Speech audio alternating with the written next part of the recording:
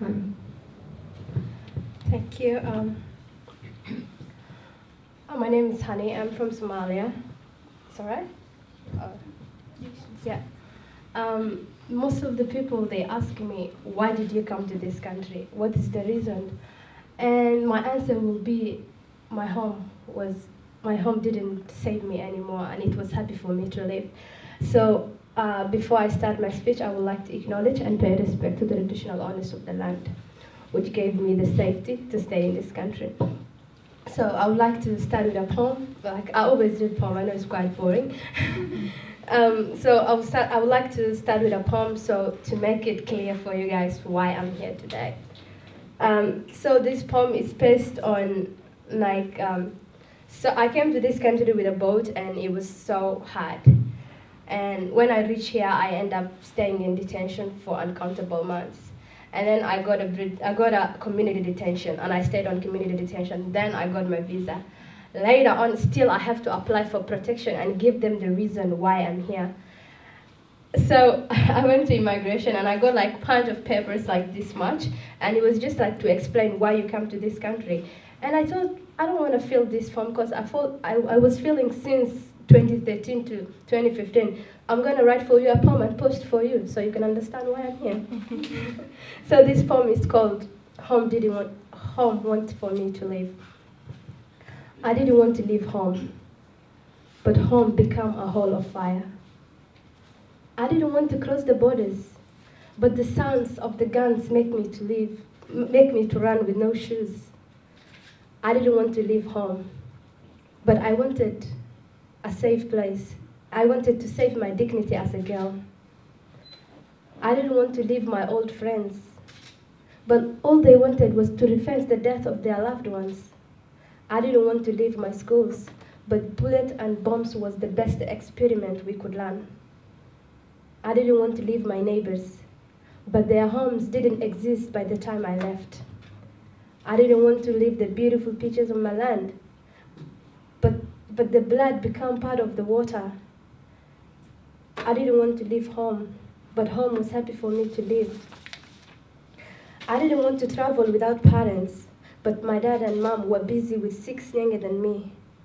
I didn't want to sleep in the Sahara, but it was safer than the bed that I used to sleep. Hiding inside coffin was not something I wanted to do. Dying in the sea was better than being raped with cruel men. I didn't want to leave home, but my passport became worthless, and fake documents was the only way I could leave home. I didn't want to be a refugee, but I needed a new home to rest. I didn't want my name to change into number, but when I flee home, all the entire world thought I was west of population. I didn't want to be in detention, but these nightmares were better than the war in my backyard. I didn't want to leave home, but home was happy for me to live. So that's the start of my speech. So when I come to Australia, the reason why I came was there was religion problems in back home and forced marriage. So I didn't want to be married to an old man. So that's what people basically wanted me to do, but I didn't want it. So my brother and I disagreed the idea, even though my father was happy for me to do that. So these people, they said, okay, fine, we're gonna kill you if you're still here. And they kidnapped my brother, and it was so bad. Then later, my brother had to go, and he said, you better save your child to my dad. So my dad said, okay, what are we gonna do? And then someone else organized a smuggler to take me through Kenya, Malaysia, and Indonesia. So when I was in Malaysia, it was so hard because I couldn't speak the language, and I couldn't speak English either. Like now I'm much better, I can speak good English. So to communicate with the smuggler, I have to call the Somali smuggler in Somalia and then interpret, and we have to have like 3 people on the phone to just understand with this other smuggler. He didn't let me like even to step outside because he was saying every minute like, no, the police will catch you, you will end up in jail. And I was just in this dark room for 5 days. Then later he put me on a fishing boat, me and 6 other people. But when he put us on the boat, he said that like the international, what's it called, the navies, Malaysian navies were on the water, so he wanted, like, if they catch us, they will put us in cells. So he wanted us to be safe. So what he did, he put the three fishing boats together, and he put us, and he said we have to lay down, and he put a nail on our top, so he could sit and pretend he was fishing. So we were there for 18 hours, but even we couldn't breathe, and he just put like this hole, like where you can put your nose, and as you see, my nose is too small. I was almost to die. So when we reached the coastline, and he opened everything, and we come out, the police were not far. We were just like near the coast, and he said, "There they are. You better run. They won't chase you." And they chased us and caught some people, but I ran faster and went to the forest. So when we went to the forest, we had to beg this old lady to save us. But later on, her husband came and said, we better go out, because we were different, actually. Like, we were all from Africa, and everyone could realize, like, yeah, they're going somewhere. Later on, we found a man, and he said, we tell him, give us your phone, and he helped us out. We called the smuggler and let him know where we were, and then he took us to a hotel. By the time we reached the hotel, the people in the hotel, they still rang the police, and they said, you better come and catch these people. So what is the solution? The smuggler locked us on toilet. So we stayed in toilet for 3 hours without breathing, nothing. And we had like this 6-month pregnant lady, and we didn't know, we were almost like, I don't know, it was a bad experience. Later on, after 3 hours, we came out, and then he took us a place where we traveled 3 days to reach Jakarta. So when we reach Jakarta, then we have to travel again another 7 hours to reach where actually the boat was to come to Australia. And when we reached there, again, he put us on this house, which it looks like haunted house. It was a real movie, actually. So when you put us there, you can breathe. Like, if you said, this lady will be like, don't breathe, the police are here. And like, when you just do this, you could see the police are working underneath of the house looking for us. And then 7 days later, he put us on a boat and take us to Australia. So the boat was 8 days. It was like a harrowing experience, but the one that made me strong and to overcome the sorrows. I remember when I was back in Africa, when my friends tells me, we are going by boat to Libya, I used to think like, are you guys crazy? Where are you going? You go to Somalia. This is a beautiful country. We better do something. We better stop the fight. We are the young people. I used to encourage, but I never thought a day will come that I will put myself on a boat, and like, at least like Europe is really close to Africa, but to come all the way to Australia.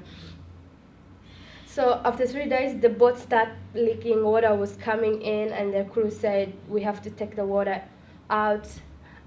After 8 days, finally we reached Australia. But actually we didn't reach, but we were almost to reach, and the boat were actually, like, it wanted to sink, and we have to put some fire so the Navy could see the fire and save us. Even it was not like 20 minutes and the Navy were not there when the boat actually sank. And this is a poem I wrote a poem about that feeling. There was a time, all I wanted was a new home to rest. There was a time, all I wanted was a new home to rest. So I took the rocky path to discover my new home. The new home has much to see, much to talk about it, lot of history. The people seems very kind-hearted, but it really takes a while to really know people. And the story of human beings was not what I expected.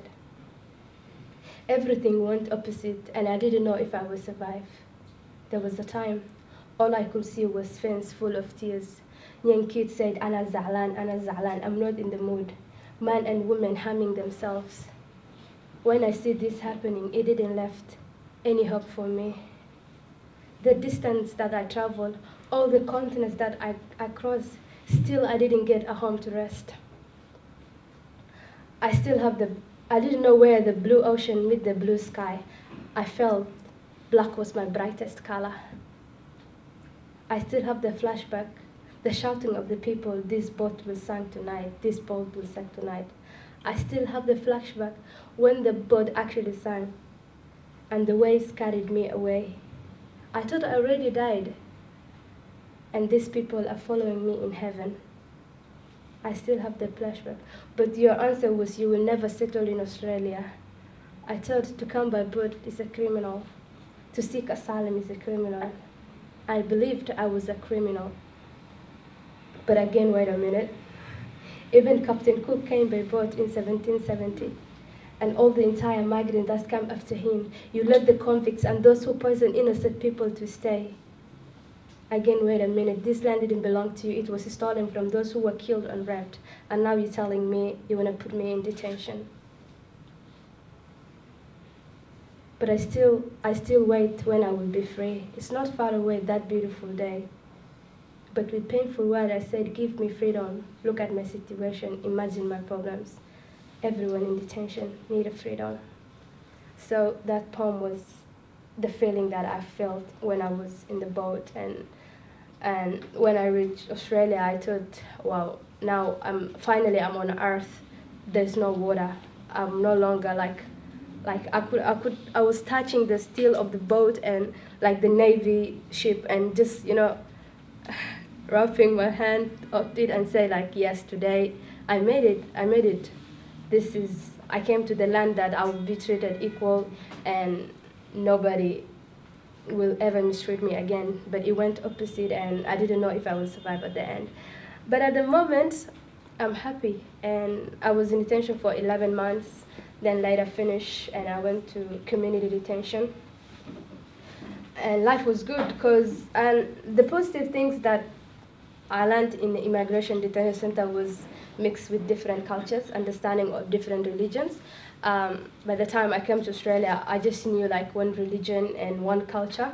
So in the detention, you got like different people with different culture and different religion, and that was like an open eyes for me. The other thing was I found really tolerance in writing.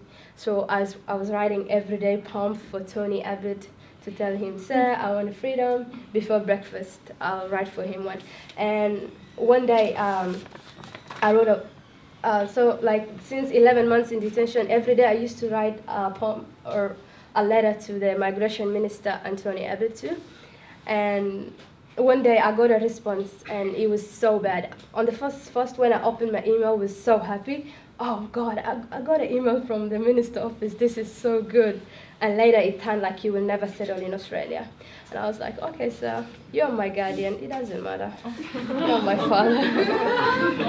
Because every time they will be like, your guardian, because when I came here, I was 17, and they will be like, oh, your guardian is the minister. He's your uncle, he's your father, he's your mother, whatever she is. And I was like, okay. And I was like, okay, I got the best father ever. It's all right. And I just realized, like, and then when I got my visa, this is like really funny stuff. I went to Settling to fix my payment, and they were like, your father have to pay for you because you have a guardian. And I was like, you know my guardian is Tony Abbott? So you better fix me faster. So this is the poem for the response of the email that like the Prime Minister office sent me. You now lock me in detention and damage my hope, but it's like a dust and one day I will rise. You may avoid my sadness and send me to madness, but one day I will rise. You may hide the reality and break my heart, but one day I will rise. I may be a female who need assistance from you. You may send me to other countries and shoot me with your words, but one day I will rise. You may punish me by saying lies, but one day I will rise. You may never care about my awful past and enjoy with my tears, but one day I will rise. I may be a female of underage who need assistance from you. You may kill me with your hateful actions, but it's like I air and one day I will rise. I may have a bad memories routine in pain, but one day I will rise. I may live the fearful life full of horror, but one day I will rise. Does my mind upset you, so full of thoughts? But I am an asylum seeker who seeks for freedom and doesn't have anywhere else to go. Does it come surprise to you whatever you have done to me, I will forgive you. Whenever you send me, as long as I see the suns rise and the moons come up, I will rise, I will rise. Thank you so much.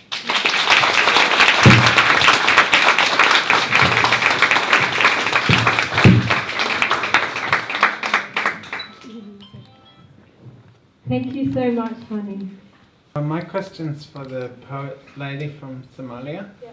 Can you tell us a little bit more about what happened when the boat sunk? Like, how long were you in the water? How did the Navy rescue you? How did they get you out? When the boat sank, we were almost, actually I was the last one to be found. And I remember this Navy man was like, swim, and I'm like, I don't know how to swim. And he's like, why did you come by boat if you don't know how to swim? And I said, can you ask me later?